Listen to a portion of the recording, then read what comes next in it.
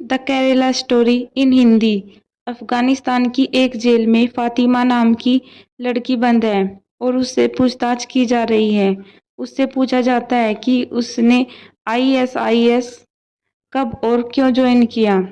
इसके बाद वह लड़की अपनी सारी कहानी सुनाने लगती है। वास्तव में उसका असली नाम सालनी था। वह हिंदू लड़की थी और भारत के केरल की रहने वाली थी। उस दौरान आतंकवादी संगठन आईएसआईएस सीरिया से लेकर अफगानिस्तान तक फैल गया था। एक दिन उनका लीडर कुछ मुस्लिम लड़कों से कहता है कि केरल में जाओ और वहां पर लड़कियों को अपने प्रेम जाल में फंसाओ, उनका धर्म परिवर्तन करवाओ, उनसे शादी करो और उन्हें प्रेग्नेंट करो। फिर अफगानिस्तान लाकर उन्हें आईएसआईएस में भर्ती करवा दो। फिर उन्हें भी टेररिस्ट बना दो। इसके बाद वे मुस्लिम युवक केरल में आ जाते हैं। उनके साथ कुछ मुस्लिम लड़कियां को भी भेजा जाता है ताकि वे हिंदू लड़कियों को तरह तरह से ब्रेन वॉश करें। फिजा नाम की एक मुस्लिम लड़की सालनी और उसकी सहेलियों से दोस्ती कर लेती है। वे नर्सिंग की पढ़ाई कर रही थी।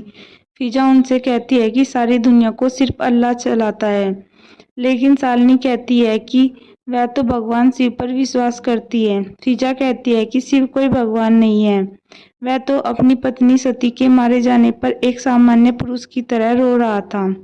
वह भगवान कैसे हो सकता है? लेकिन सालनी कहती है कि यह एक सिंपल मात्र है। लेकिन फिजा कहती है कि मूर्ति पूजा निरर्थक होती है। इस तरह से आईएसआईएस की एजेंट फिजा लड़कियों को हर दिन ब्रेन वॉश करती रहती थी। इसके बाद वह एक राफत नाम का एक लड़का सालनी से मिलता है। वह उससे अपने प्यार का इजहार करता है। धीरे धीरे सालनी भी उससे प्यार में पड़ जाती है। एक दिन अरफात कहता है कि तुम धर्म बदल लो, फिर मैं तुमसे शादी कर लूंगा।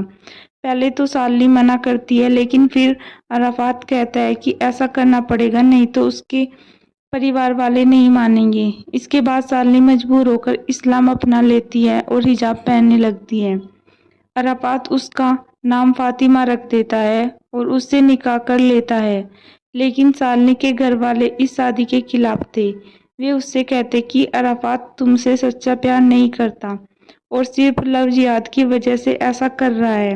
वे कहते हैं कि वापस घर आ जाए, लेकिन सालनी अराफात के प्यार में पागल थी।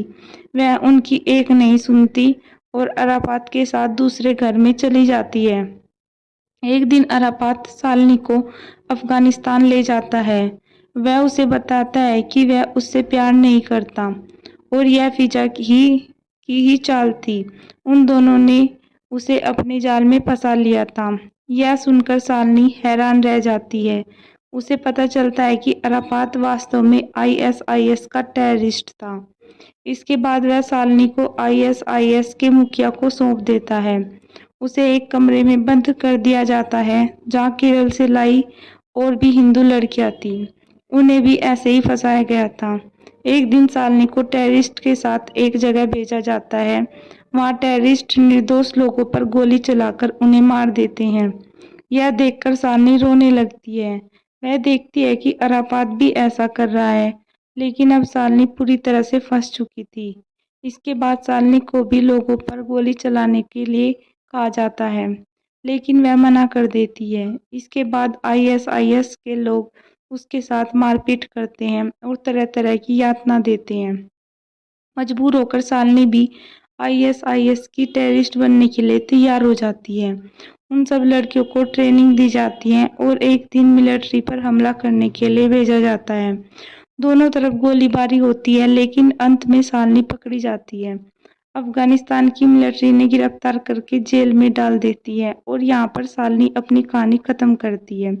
इसके बाद फिल्म फिर से मौजूदा समय में आ जाती है। अंत में सालनी कहती है कि कम से कम 32,000 केरल की लड़कियों को आईएसआईएस में भर्ती कर लिया गया है।